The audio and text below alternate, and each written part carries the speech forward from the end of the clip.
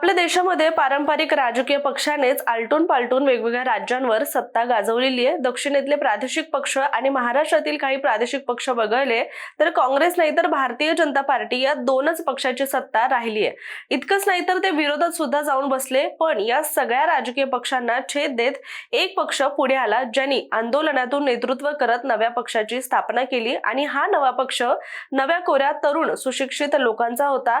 तो पक्ष म्हणजे आम आदमी पार्टी आणि त्यांचं नेतृत्व केलं ते म्हणजे अरविंद केजरीवाल यांनी। मात्र दिल्लीमध्ये सत्ता मिळवल्यानंतर पंजाबमध्ये आपची समर्थकांची संख्या वाढत चालली आणि भारतीय जनता पार्टीकडून मात्र आपला कट्टर विरोधक मानून आप सरकारच्या अनेक गोष्टींवर बोट ठेवण्यात आलं होतं आणि त्याचाच एक प्रकार होता 2 वर्षांपूर्वी दिल्लीतील एक घोटाळा प्रकरण, अर्थात दारू घोटाळा प्रकरण।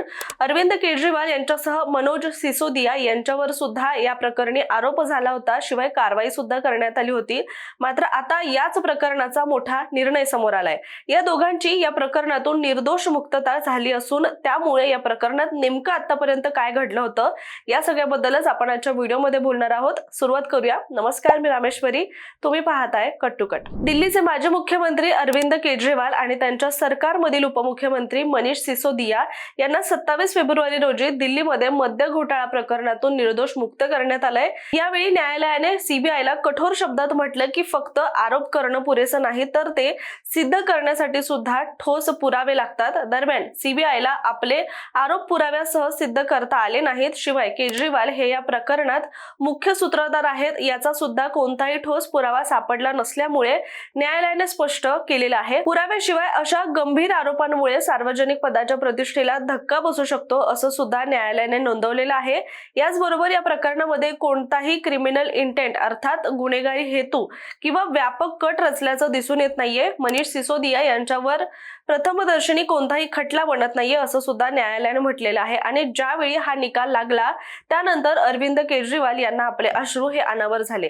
तेव्हा त्यांनी प्रतिक्रिया देताना म्हटलंय की आमच्यावर जाणीवपूर्वक चिखलफेक करण्यात आली आहे, आमचे 5 महत्त्वाचे नेते जेलमध्ये टाकले गेले, मात्र आयुष्यभर प्रामाणिकपणे काम केल्याचं फळ आज मिळालं आहे। अखेर सत्याचा विजय झाला असं मत त्यांनी यावेळी व्यक्त केलं आणि अक्षरशः ते ढसाढसा रडू लागले।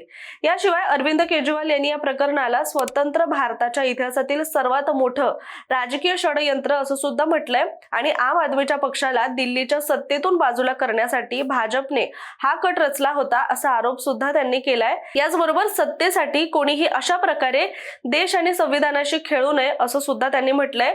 याशिवाय अरविंद केजरीवाल पुढे म्हणाले की आम आदमी पार्टीला संपवण्यासाठी पंतप्रधान नरेंद्र मोदी आणि गृहमंत्री अमित शहा यांनी मिळून स्वतंत्र भारतातील सर्वात मोठं हे कारस्थान रचलं आणि असा आरोप सुद्धा त्यांच्याकडून करण्यात आलाय। आता आपण जाऊया मूळ मुद्द्याकडे, अर्थात हे प्रकरण नेमकं होतं काय, तर यावर एकदा नजर टाकूया। तर सप्टेंबर 2020 मध्ये दिल्लीचे उपमुख्यमंत्री मनीष सिसोदिया यांनी अबकारी आयुक्त रवी धवन यांच्या नेतृत्वात नवीन मद्य धोरण ठरवण्यासाठी एक समिती नेमली। ऑक्टोबर 2020 मध्ये साधारण महिन्याभराने रवी धवन समितीने सुमारे 14,761 पानांचा अहवाल सोपवला। त्यामध्ये वेगवेगळे धोरणात्मक सल्ले होते। यावर दिल्ली मंत्रिमंडळाची चर्चा झाली आणि नवीन अबकारी धोरणाला मंजुरी देण्यात आली। पण दिल्लीचे तत्कालीन नायब राज्यपाल अनिल कुमार बैसल यांनी यामध्ये काही दुरुस्ती सुचवल्या होत्या, ज्यानंतर 17 नोव्हेंबर 2021 रोजी दिल्लीत नवीन अबकारी धोरण, त्याच अंतर्गत येणार नवीन मद्य धोरण हे लागू करण्यात आलं। या धोरणानुसार दिल्लीची एकूण 32 झोनमध्ये विभागणी करण्यात आली होती। त्यामध्ये 30 एमडीसी क्षेत्र, 1 एनडीएमसी व छावणी क्षेत्र आणि 1 दिल्ली विमानतळ झोन असा समावेश होता। प्रत्येक झोननुसार दारूची किंमत ही ठरवण्यात येत होती। या धोरणामध्ये विविध परवान्यांसाठी वेगवेगळी फी ही ठरवण्यात आली होती आणि भारतीय मद्याच्या घाऊक विक्रीसाठी L1 परवाना हा 5 कोटी रुपयांचा होता, तर खासगी क्षेत्रातील किरकोळ विक्रीसाठीचा L7 परवाना हा 11.18 कोटी रुपयांचा ठेवण्यात आला होता। मद्यपानाचं वय सुद्धा 25 वरून अक्षरशः 21 वर्ष हे करण्यात आलं होतं। दुकानदारांना MRP ऐवजी स्वतः दर ठेवण्याचे सुद्धा स्वतंत्र त्यावेळी देण्यात आलं होतं। याचबरोबर हॉटेल, बार व रेस्टॉरंट्सना सुद्धा रात्री 3 वाजेपर्यंत सुरू ठेवण्याची परवानगी देण्यात आली होती। याशिवाय 8 जुलै 2022 रोजी दिल्लीचे मुख्य सचिव नरेश कुमार यांनी नायब राज्यपाल विनय कुमार सक्सेना तसंच मुख्यमंत्री अरविंद केजरीवाल आणि उपमुख्यमंत्री मनीष सिसोदिया यांना अबकारी धोरणासंदर्भात अहवाल पाठवला। सिसोदिया यांनी उत्पादन शुल्क, विभागाचे प्रभारी म्हणून काही निर्णय मंजुरीशिवाय घेतल्याचा सुद्धा आरोप त्यावेळी त्यांच्यावर करण्यात आला होता आणि नियमानुसार धोरणात बदल करण्यापूर्वी मंत्रिमंडळ आणि नायब राज्यपालांची मंजुरी ही आवश्यक असते असं देखील म्हटलं गेलं होतं. कोरोना काळामध्ये परवाना शुल्कामध्ये 24.2% सूट देण्यात आली, ज्यामुळे सुमारे 144 कोटी रुपयांचं नुकसान झालं असल्याचा दावा सुद्धा अधिकाऱ्यांनी त्यावेळी केला होता. आणि विदेशी मद्याच्या किमतीमध्ये बदल आणि बिअरवरील 50 रुपयांचं आयात शुल्क रद्द करून परवानाधारकांना फायदा दिल्याचा सुद्धा आरोप यामध्ये होता. विमानतळ झोनमधील परवाना रद्द झाल्यानंतर एका कंपनीला 30 कोटी रुपये परत देण्यात आले, जो निर्णय नियमांच्या विरोधात घेतला असल्याचं सुद्धा म्हटलं गेलं. तसंच परवाना वाटपामध्ये कमिशन घेतल्याचा आणि तो पैसा पंजाब निवडणुकीमध्ये वापरल्याचा आरोप सुद्धा सिसोदिया यांच्यावर करण्यात आला. दरम्यान हे धोरण लागू करतेवेळी सरकारनं असा दावा केला होता की या धोरणामुळे महसूल वाढेल आणि हा एक असा मुद्दा होता की जो नंतर केजरीवालांसाठी नाही तर संपूर्ण आम आदमी पक्षासाठीच एक समस्या बनला. दरम्यान या घोटाळ्यातून एका प्रकारे दिल्लीकरांच्या आरोग्यासोबत सुद्धा खेळ सुरू होता असा दावा भारताचे नियंत्रक व महापरीक्षकांच्या अहवालामध्ये म्हटलं गेलं होतं. अर्थात कॅगच्या अहवालामध्ये हे नमूद करण्यात आलं होतं.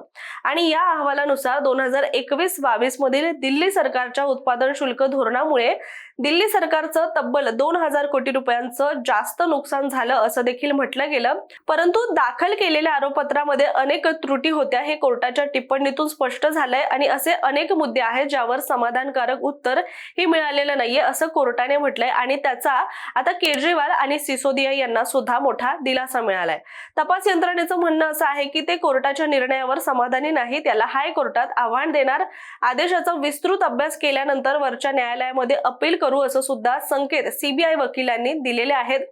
दरम्यान तुर्तास्तरीय प्रकरणामध्ये आपच्या अरविंद केजरीवाल आणि मनीष सिसोदिया यांना दिलासा मिळालेला आहे. मात्र आता या प्रकरणाला पुढे राजकीय वळण येऊन कोणत्या दिशेला ते जातं, पुढे अरविंद केजरीवाल यांच्यासह आपची काय भूमिका राहणार हे सुद्धा पाहणं महत्त्वाचं ठरणार आहे.